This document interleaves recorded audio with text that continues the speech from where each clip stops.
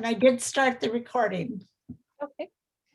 So this session is called feedback, but it probably is more appropriately named Feedforward since we want our students to move forward in the learning process. This session came about after receiving back the new student course experience surveys and people wondering now, what do I do with them? And so I want to begin just by briefly addressing the survey, why they were revised, and the development of the items and recommended use by PTE. So for PTE, so first, oh, it's really jumping around. Okay, that threw me off a little bit. So first, this process began about 10 years ago. And so it's really easy to see why most of us were probably a little bit surprised when we saw the new items. We'd probably forgotten that the process was even happening. And so I reached out to Chris Ray, he's the head of the Department of School of Ed, and Carrie Ann Platt from Communication, who had been heavily involved with the process, just to get a sense of the process and how the new items were determined. And so just really briefly, they said the whole process started back in spring 2011. The Faculty Senate formed an ad hoc committee to revise policy 332, which is around PT&E. And it was chaired by Chris Ray, and it involved several members representing the provost's office and most of the colleges on campus. The committee began by reviewing dozens of policies from other institutions, and they read through numerous research articles. In the middle of this work, they were asked by Tom Carlson, who was the Faculty Senate president at the time, and Provost Rayford, to switch their focus and to look at how the course evaluation surveys might be updated and improved. And so they began looking at items, and their focus was on two things. First, to find items that students were truly qualified to respond to, and second, items that would give useful feedback to instructors to make good changes to their courses. So then they went about reviewing many different instruments from different institutions and identified the items that they thought were most consistent with the literature and what would be helpful for faculty feedback. And in the end, they created a final report and made recommendations to the Faculty Senate that were then approved and implemented this last fall.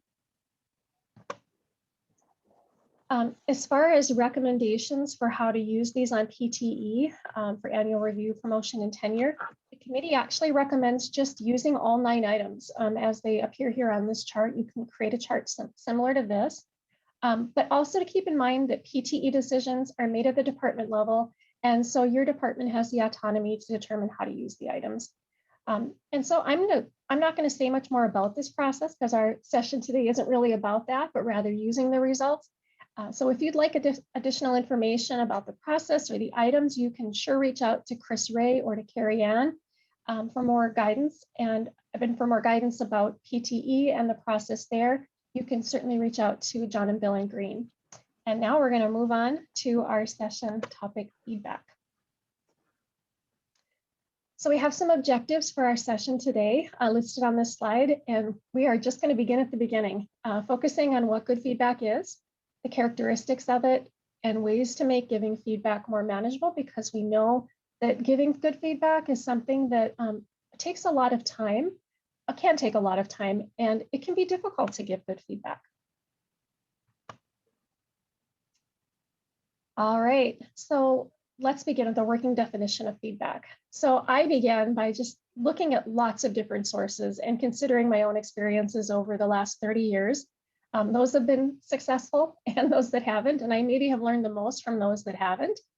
And I arrived at this, that feedback is information provided to a student resulting from an assessment that the student uses for further learning. This definition is grounded in some beliefs. First, that assessments are opportunities for learning. They aren't just about giving points or grades.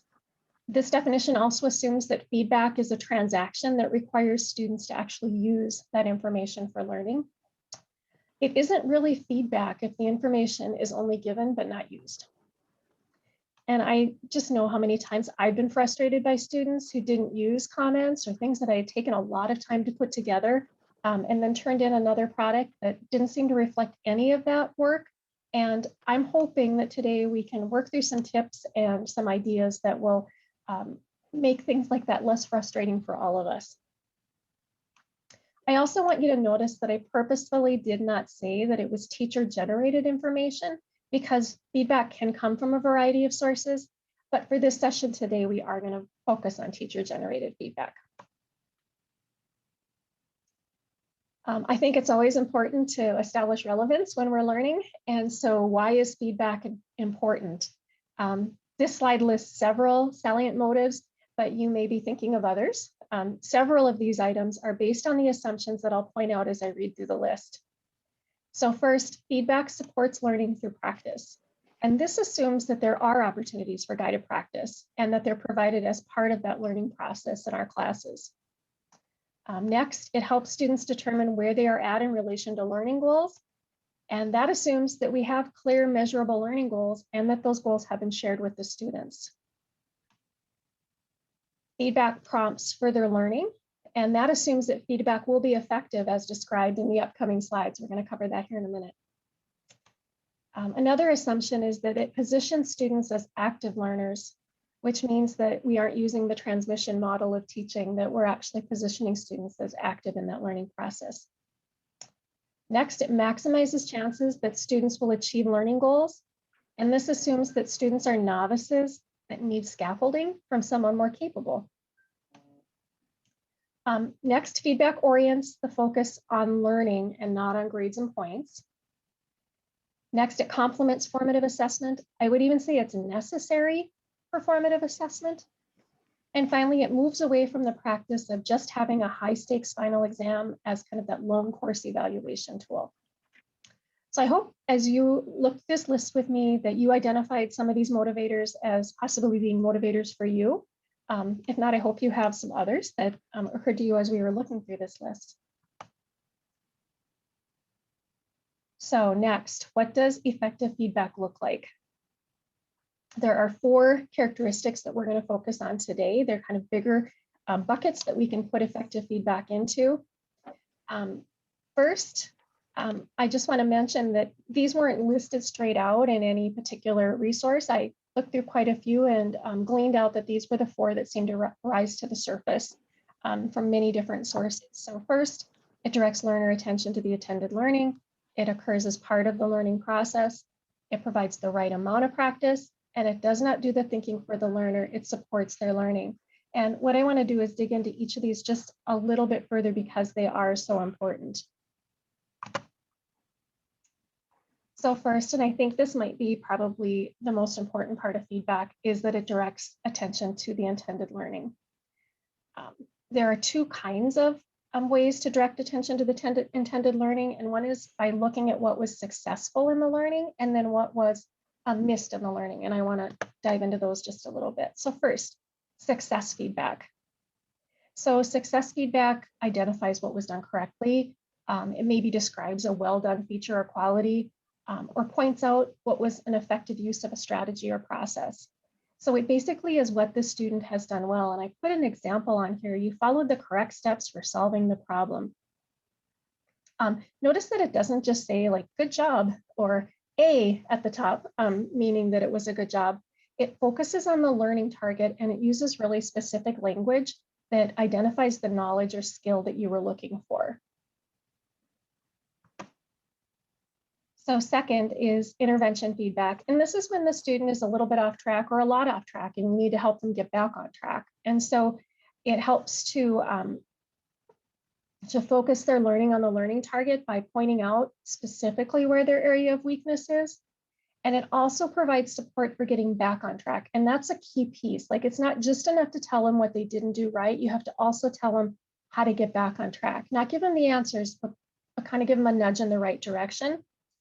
Here I give an example. So you seem to be confusing the data types. See page 74 to review them. You maybe think they just need to review the material again, but it might also be that you need to give them a completely different resource, something that explains it in a different way, like, hey, there's this Khan Academy video you could watch, or I'm going to give you another way, another reading on this so that you can look at it again, because sometimes the way it was explained the first time didn't work.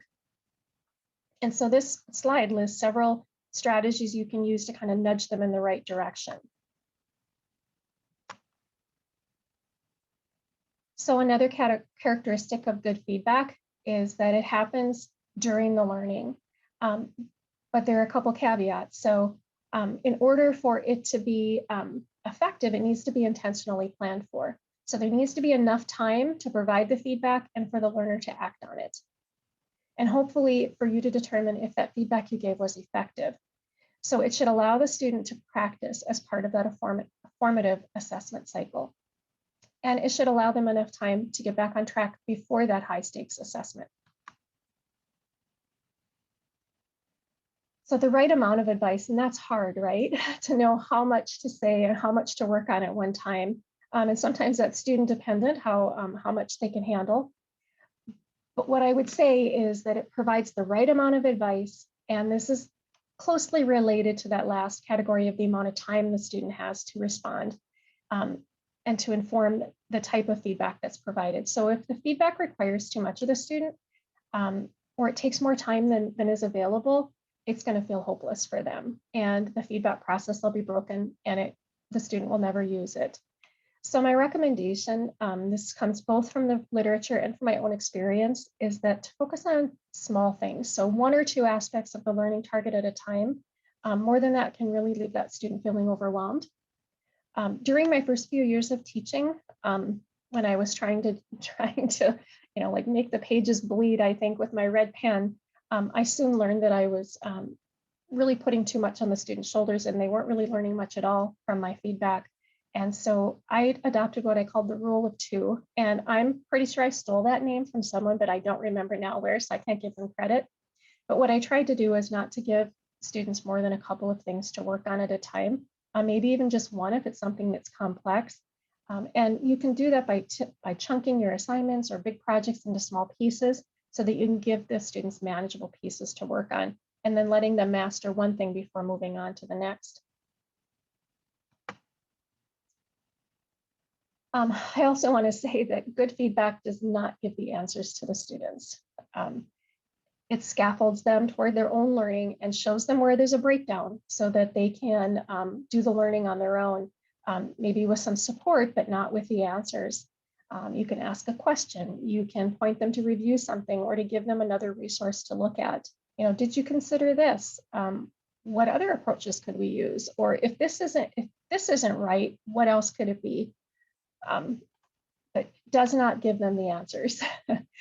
I went through these characteristics very quickly of effective feedback. And what we are going to do is when this gets posted on the Office of Teaching and Learning website, we will put it along with some resources so that if you want to dig into any of these further, you sure can, or reach out to us and we will provide more help and support. The last things I want to look at here are source. So feedback can come from different sources, right? It's not just from the teacher, although that's what we're focusing on today. It can come from the student themselves. It can also come from their peers and come in many different formats. And so written, audio, video, conferencing, in class, on the spot feedback, lots of different formats. And we're going to give you some examples today. But I think all of this to say is that we know that using feedback effectively, efficiently can be real barriers. It can take a lot of time and you can feel overwhelmed by it. And so I want to do my last section here before I turn it over to Charlie and Lori to talk just a little bit about how you can maybe manage some of that feedback load. So I've got 4 tips, although I'm sure there are more. And the first one is really to have clear learning targets. This is really the first step. If you don't have clear learning targets, then you won't really know what you're supposed to be giving feedback on. And it's going to take you longer because you're not going to be focused. And so clear learning targets allow you to be focused. They allow you to be efficient, to really hone in on what it is you're looking for.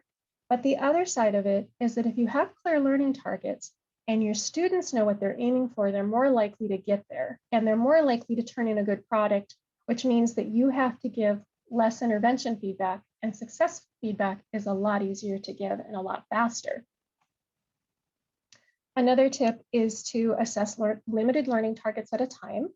And since we just covered this on previous slides, I won't spend a lot of time on it, but I think it bears repeating that having that focus will make things easier for both you and your students.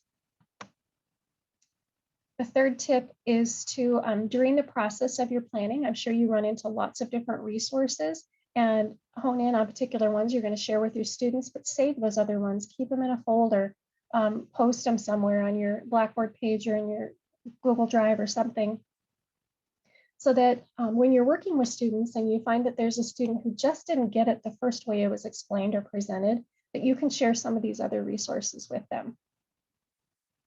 Another tip that probably seems obvious, and I'm sure some of you already do, is especially when I'm giving out an assignment, and this works really well in online classes when they submit things through Blackboard, and I've got maybe 30, 40 or more students turning in the same assignment, I write what I'm going to say back to the student, maybe on a Word doc, and then I save that, because when students are new, novices are new to learning something, it's very common for them to have the same misunderstandings, the same challenges in learning.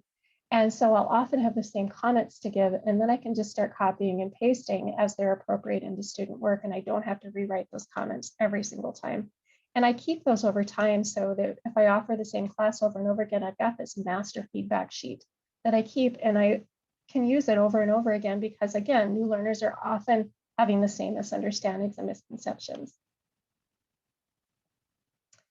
Finally, having students pre-assess their work is immensely helpful. So give them the same checklist or rubric or criteria that you're going to use when you look at the work, and have them pre-assess their work before they turn it in.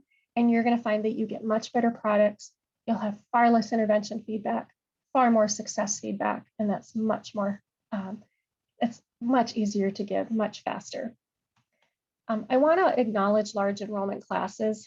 And I think a tip that some of you have probably figured out is during the practice of learning, the process of learning, group work can be a really efficient way to provide feedback to large numbers of students without as much work on your end.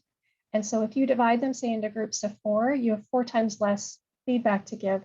Although I want to acknowledge that a possible pitfall is hitchhikers. Sometimes you have students who hitchhike in a group and you don't really know if they learned the material. I'm working on an upcoming session on effective group work that will address structuring to prevent hitchhiking. And so we'll get to that later, but just to know that group work can be a really effective way to provide efficient but high quality feedback. Another thing is, I know a lot of you have TAs, and that's where those clear learning targets will come in. Clear learning targets ensure that TA knows what to focus on. Of course, I'd review the first few sets of feedback that the TA gives, just to make sure that that person's on the right track, but it can certainly help save with some of that time too. And I'm guessing some of you have identified practices and tools that have supported you in feedback for your students. And if you have something that's really worked well, or even just has been a time saver for you, I'd love it if you put it in the chat and we can capture that to share with others. So while you're sharing your ideas, I just want to do just a bit of a recap before I turn it over to Shar and Lori. And I went back to the research to grab these, but they align perfectly with what we just covered. High information feedback is the most effective. In other words, when you provide information in the feedback that's focused on the learning targets. Importance of timing. So that again relates to giving students enough time and the right amount of feedback. Students benefit from feedback when it helps them not only understand the mistakes, but also where they went wrong. And then the last one, feedback is useful when it guides students toward rejecting flawed assumptions and provides them direction back on track. And so that really focuses on that intervention feedback, where you not only tell them, hey, this is where things have gone off a little bit, but here's a push in the right direction. Shar and Lori are going to now share some innovative tools for making instructor feedback easier, faster, for facilitating effective feedback. If you want to set up an individual or small group session, dig deeper into any of these concepts I covered today, just shoot me an email and we're sure willing to do that. All right, Shar and Lori. Okay, thank you, Stacy. Lori and I are a part of the instructional design team over in the Learning and Applied Innovation Center, and we're really excited to be collaborating with the Office of Teaching and Learning today. When it comes to feedback, students and instructors are sometimes not on the same page. Students want feedback with specific detailed direction for future improvement and offered in a manner that is both constructive and encouraging. And we all know that they want that feedback sooner than later. So we're going to go over some of the tools today that you guys can use that will provide the feedback that Stacy talked about to give your students. So next slide, please.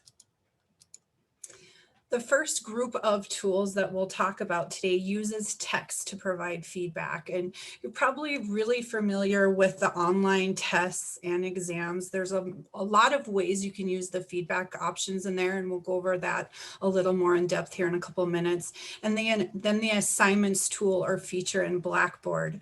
The assignments tool can be set up to provide different sources of feedback, different ways, and it can set up to use multiple attempts based on the feedback that you're providing.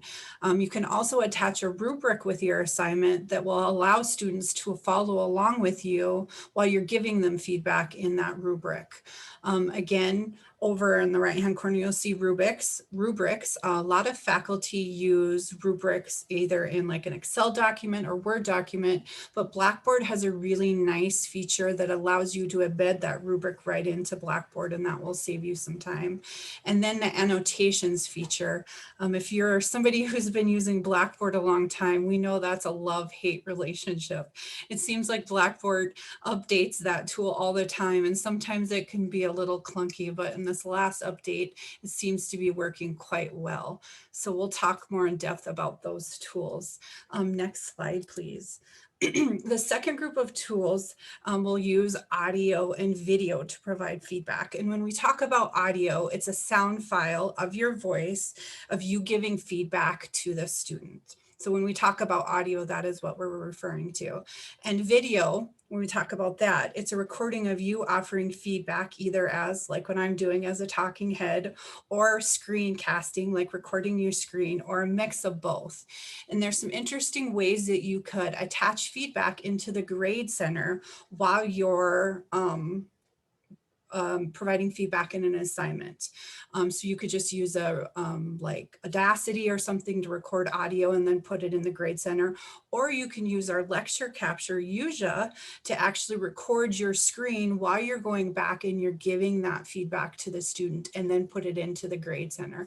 And then also office hours, which I'm sure we're all familiar with as the virtual office hours and the tools. Next slide, please. I'm going to go ahead and pass this over to Lori, and she's going to go in depth on the Blackboard online and tests. Thanks, Shar. So the Blackboard online tests, some of the features that Stacy talked about that too, but looking at some low stakes quizzes and then giving students maybe multiple attempts to be able to try answering the questions, and along with that provide some feedback in the quiz. And I'll show a couple of examples of how you could do that.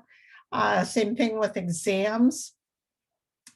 And there are several different, well, I shouldn't say several, quite a few feedback settings. Like you can do it after submission or wait till everybody does it. And there's so many choices. And that's one of the things that we hear about Blackboard. There's so many kind of bells and whistles in there.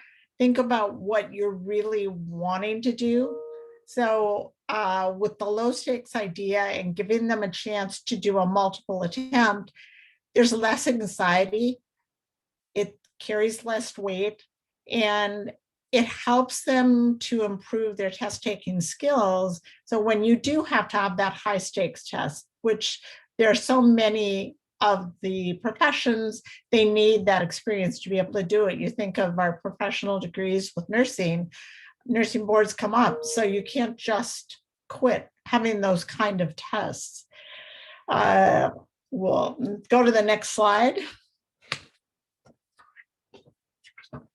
This is an example in Blackboard of one of the different things that you could do. You could provide a generic feedback. Generic, I mean, it would apply to a question, but if they get the question correct, you put the feedback in there. If they get any one of the individual incorrect answers, they get the same generic feedback. It's not specific to the type of answer that they gave.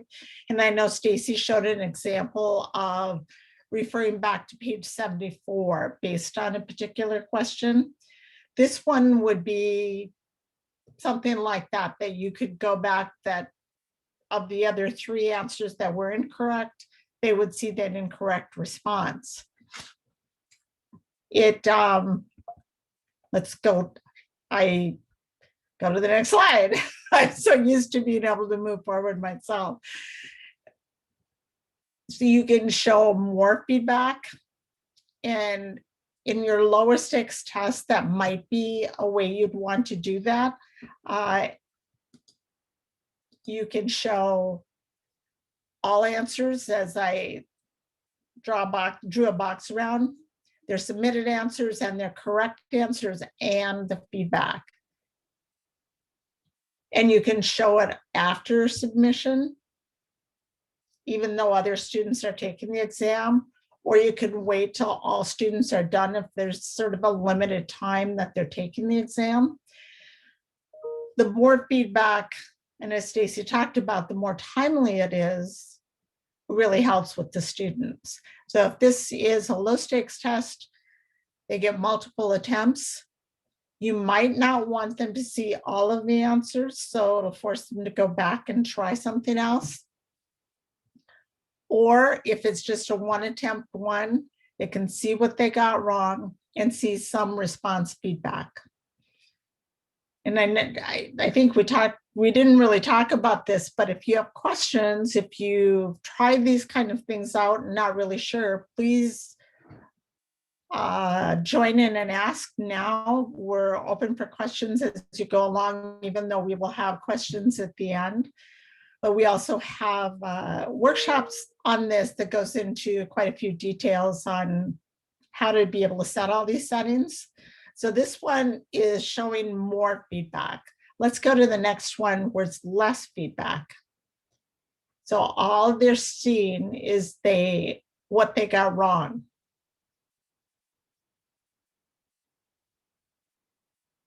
And so question 1, they got wrong. Question 2, they got wrong. Instead of just seeing the score, you got 0 out of 30 points.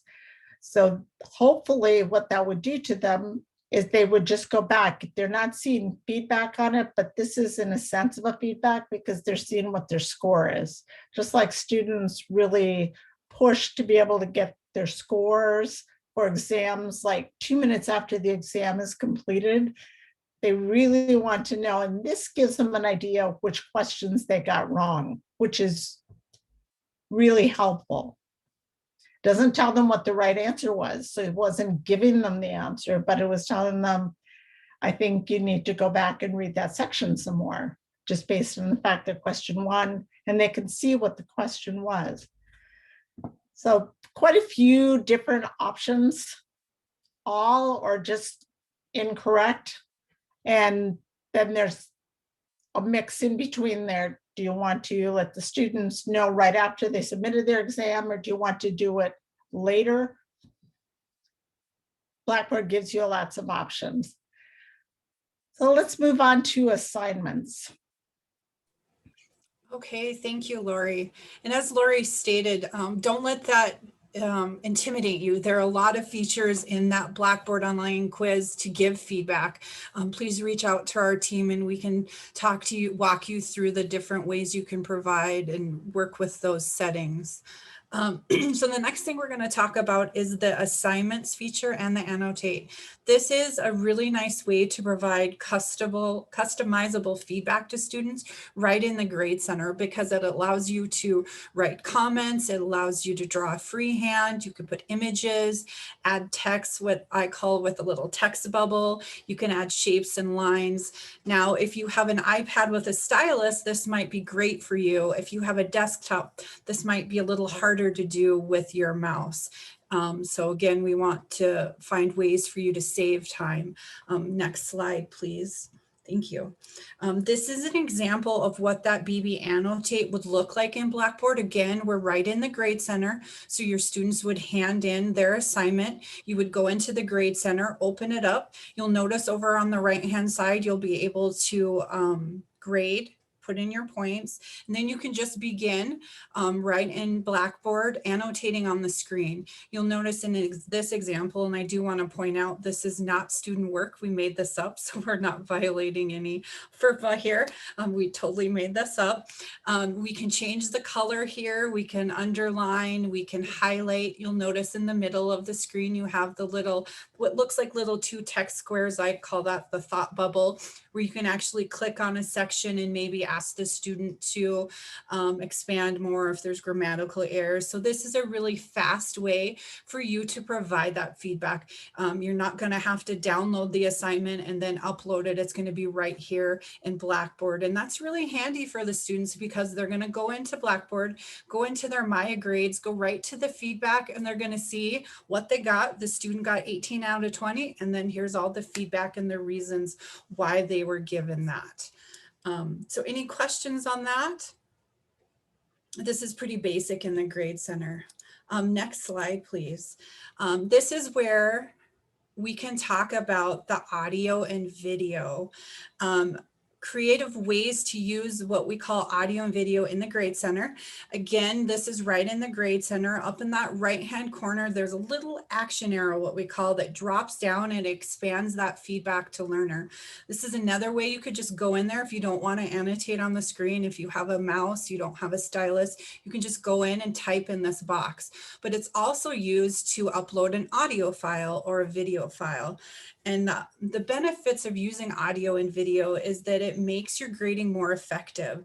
It allows for you to have that detailed commentary, and it's going to improve the student's response to your feedback. That detailed commentary provides student with the better understanding of the feedback that they're getting from you. And it may decrease the amount of questions or the back and forth that you may have in the Grade Center or in emails, or maybe lessen the amount of office hours that you have to have with them. So again, it really improves that student response to feedback.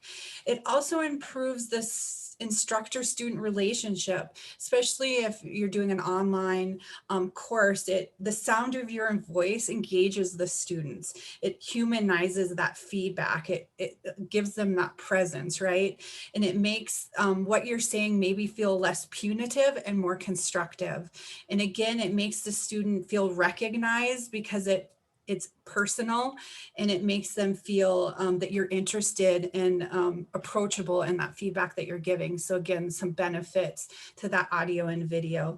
And also it might increase the student's confidence if they hear that you're really excited. Maybe they did a great job in this paragraph and they can hear it in your voice. It's going to raise their confidence and their motivation to turn around and work on that assignment. And again, it's really good for those online and distance courses. Okay, next slide, thank you. We're going to talk about rubrics. This by far is probably my favorite tool in Blackboard.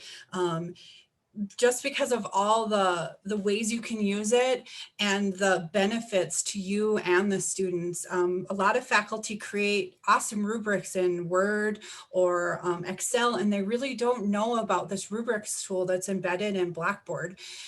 So it's a little work on the front end, but a benefit to you is it will reduce the amount of time that you're spending on grading all the assignments, and it will ensure that consistency and objectivity in grading.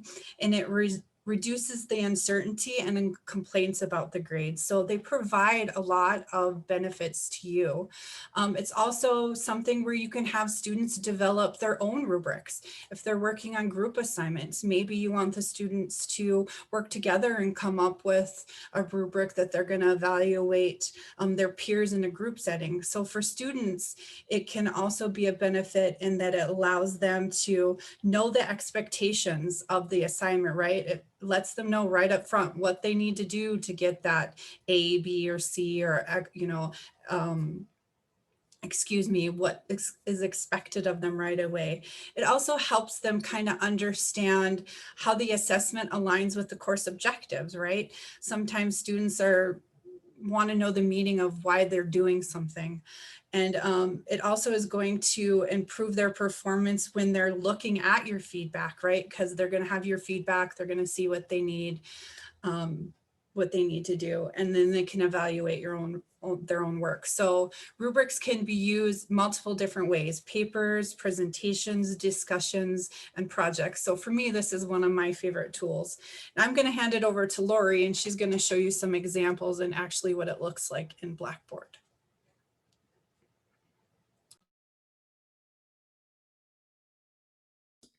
Get that mute button off. Thank you, Shar. As you said, embedded in Blackboard, there are some tools available that you can do that. But really a fun way to do it, and really getting the students involved, helping them write something up and come up with, what does excellent mean? What does meets expectations? What are some of the approaches? So this is an example of one that's put together on a reflective essay. Just gives more direction to the students, and of course, very helpful when you're grading, because when you give someone that it needs improvement, you have some background on what parts of it were missed. And it's not that you hit every one of those categories and needs improvement. Your analysis is good, but your evidence is bad. So lots of great examples there. And Shar posted that Office of Teaching to Learning will have more examples available too. I have some links for some websites if you'd like to move to the next one. I don't have them here, but it's some websites at other universities where they actually provide the file for the Blackboard embedded rubric. So you can look something up for a discussion rubric, for essay paper, for blog posts, a lot of different things. So I'll give some URLs that Stacy can post on the website about that. This is an example of what it looks like if you embed the rubric within Blackboard. And earlier, a few slides earlier, you'd see that on the right side, that grading area.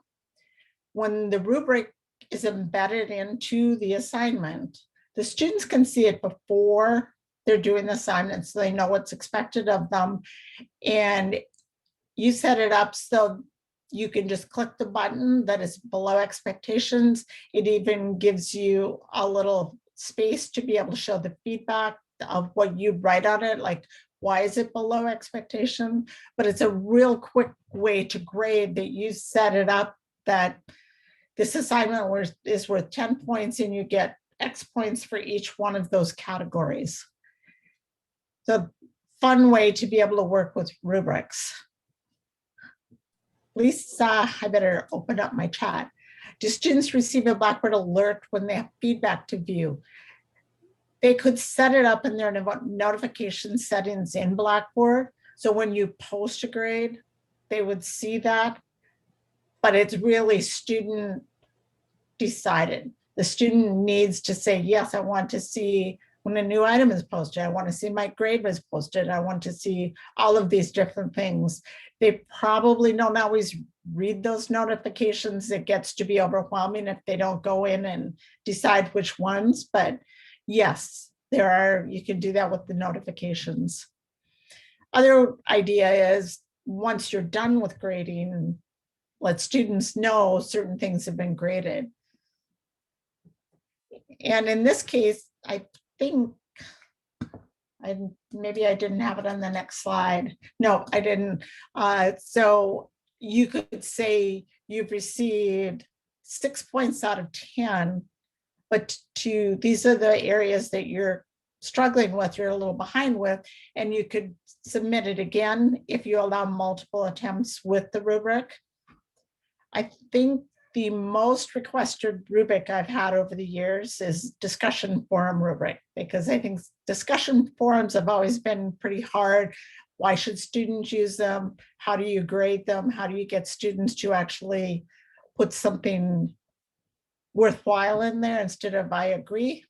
So including the discussion rubric in the discussion really helps to improve the quality of your discussions. Does that answer your question, Lisa?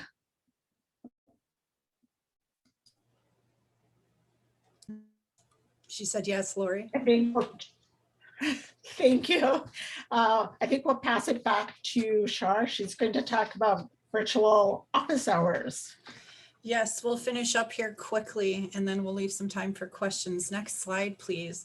The virtual office hours is probably the tools for that. The Zoom, Blackboard, Collaborate, and Teams is probably something we're all really familiar with since we've been remote the last year. But that virtual office hours allows that personalized feedback. It helps extend that online and learning environment, and it contributes to the instructor presence. It helps the students sometimes better understand your class content and your expectations. And this is really good for those students who, it makes you more accessible to students, and it really benefits the students who are students athletes, maybe students with families, or the students who work all day. This just makes you more available to them. And it also helps learners across the different time zones. And we would see this probably used more often in the online and distant settings, but it's been a real, I'm assuming, a big tool that we've been using this last year. Last slide for us, and this is just a resource slide. I know we kind of went quickly through a brief overview of all the tools today, but if there's any, like Lori mentioned, we do have workshops available, or if you have any questions, please do not hesitate to reach out to our team. We're here to help you figure out what tool will best fit you to help provide the type of feedback that you want to give. So thank you, Stacy. I'll turn it back over to you to end it. So just the last slide here is that I'm going to throw a poll up, and we'd love to hear if there are other topics that you would like to learn about. And so I'm going to start the poll right here. So you can either choose one of them that I've listed here, or if you've got another idea, please enter it in the chat. We'd love to have some ideas for future sessions that would be useful for you.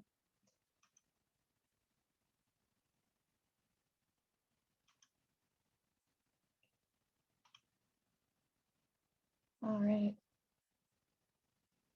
And then while you're completing the poll, I'm just going to slide ahead here and just show you that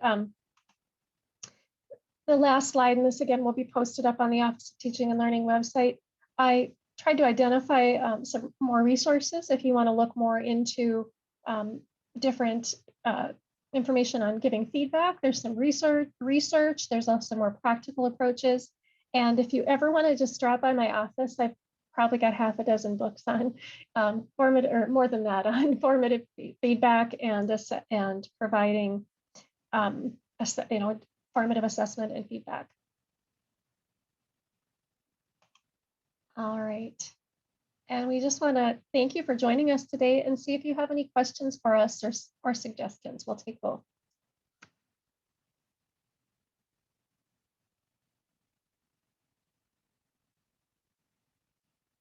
All right, sounds pretty quiet. And don't hesitate to reach out if you want to follow up on something, or something occurs to you later, or if you would like something with your department, or a small group. The Learning and Innovation Center and the Office of Teaching and Learning, we can collaborate or come in individually, but we're very open to that. And just thank you for joining us today. Thank you. Thank you. Thank you for coming. Bye.